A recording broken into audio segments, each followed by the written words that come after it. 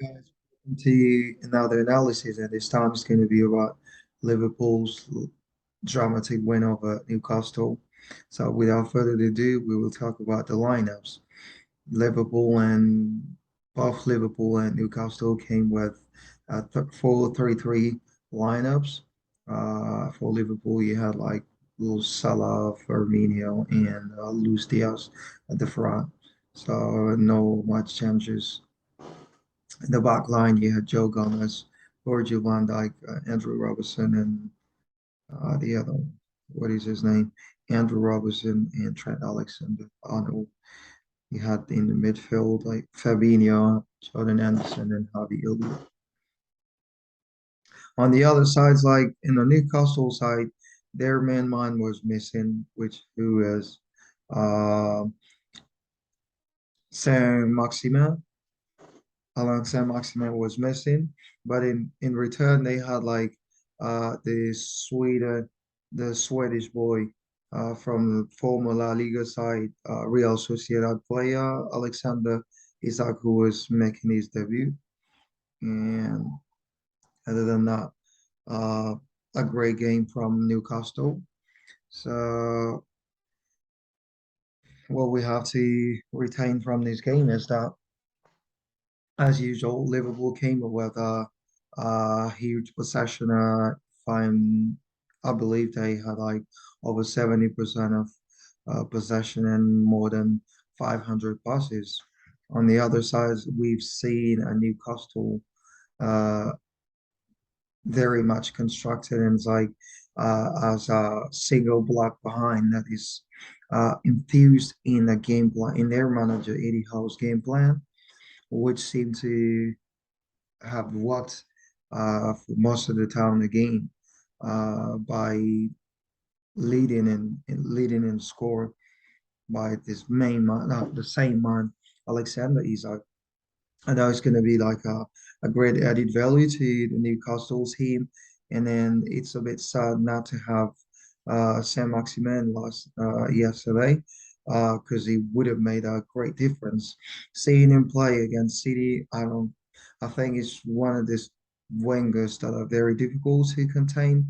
Uh, and he would have made a difference, knowing that Liverpool's defense has been like very weak since the beginning, since the start of this season. Virgil van Dijk is still uh, low performing compared to previous years, and Joe Gomez, as we've known, like he's been much of the time uh, in difficulties with injuries and returnings, like getting a little bit on his shape.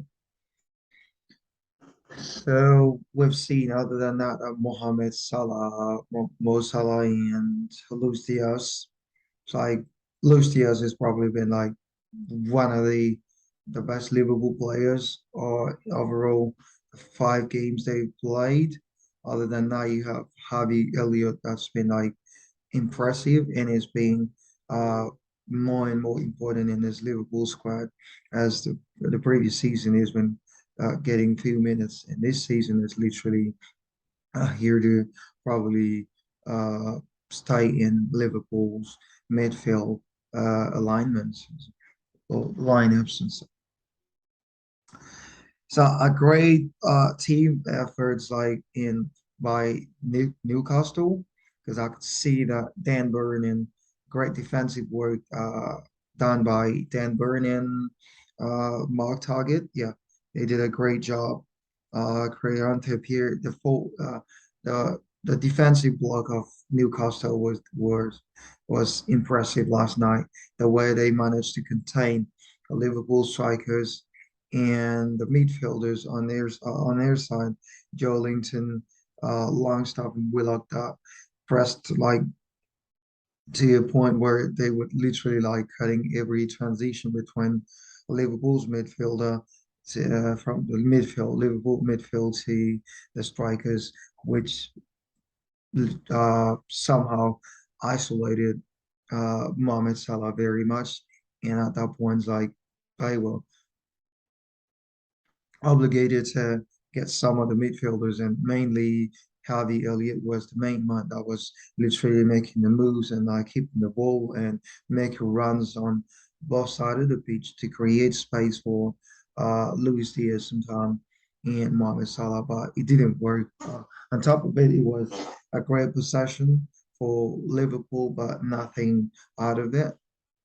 And on the other end, Newcastle with low possession but with very restricted team. They did manage to like get a goal at the 34 minutes, and they went up and they kept that score to the halftime. In returns, like we've seen that Liverpool start like pressing up because they were playing home. They had no other option, and the things were like getting very interesting for Liverpool. As you can see that it's going to be a lot of suffering for Newcastle, but they nearly survived and the plan nearly paid off, like blocking in everyone defending. You could see that Isak or Willock, uh, Willock defending like their midfielders and strikers, but as far as like them being like the team being out of possession, everyone is like fighting for the team and returning and defensively blocking Liverpool from like getting the score. But it finally paid for Liverpool by, you know, attacking them as we said. It's like what they used to do is like it was the three easy passes from the goalkeeper to Fabinho and Fabinho to Harvey Elliott that sends the ball to Mohamed Salah on the wing. So that was on the back of Newcastle defenders and while they were coming, Salah easily and very comfortable when he given the time. He passes Firmino and there comes the equaliser. From the moment Liverpool equalizes, uh, it was pretty much like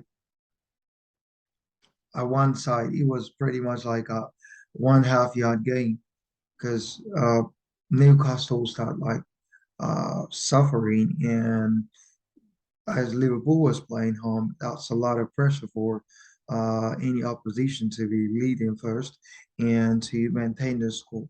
The public kept cheering them, and Liverpool kept pushing. So what we've seen, they nearly had they nearly had that draw.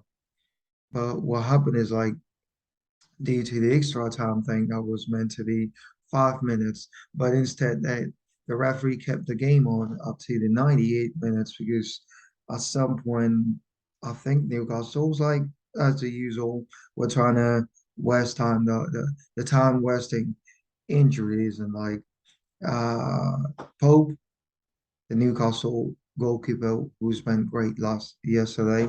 Liverpool, I think they did like almost 20 shots on targets were no more than five, I think. And in those five, Nick Pope's been like brilliant and with great saves. So, so with Nick Pope's like injury time, the referee definitely had to like added some more minutes to the five initial added time, which Liverpool kept pushing and finally what the young the young 20-year-old young boy Ricardo Carvalho coming in uh, and in a messy situations like where neither Pope cleared the ball so in a good way and Mohamed Salah was in the middle of like Dan Burn, I believe Dan Burn and Mark Target and Trippier on the other side was not defending so they couldn't manage to clear the ball properly and on a Salah's rebound, and Joe Carvalho managed to score to snatch the victory for Liverpool and get away with all the 3 points.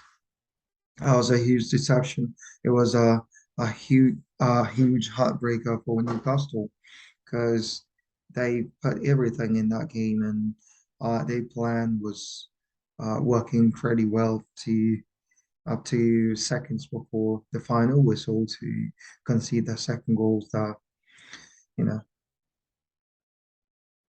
that take away that draw they nearly secured.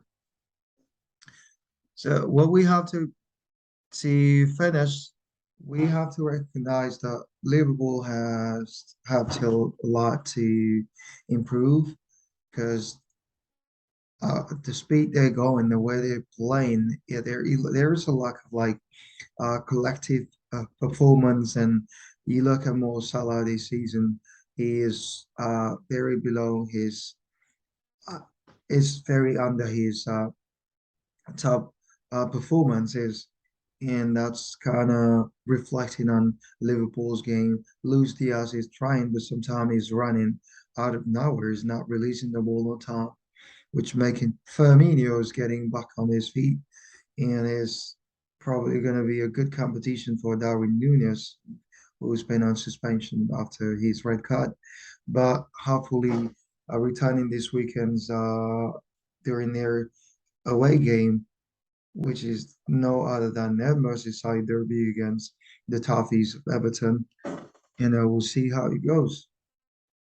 So other results, Man City, as I posted yesterday, trashed. Man City trashed. Which team was it? Uh, Man City trashed yesterday in a 6-0 win over what team is it? So I don't know. I can't even remember that. Give me just a minute. Man City trashed, as I said, like 6 minutes with a 6-0 win. Over was not the previous one where Crystal Palace was a 4-2 win. And yesterday they were playing Nottingham Forest of the Senegalese man, Cheikhou Kouyaté. And you had Arsenal that kept 5 win out of their first Premier League games, which is impressive. So leading Arsenal at the top of the Premier League with 15 points, followed by Man City with 13 points. You had others scored. New West Ham also had a game where they drew like 1-1, and these are the results, most interesting results so far. And I hope to see you very soon. Bye bye.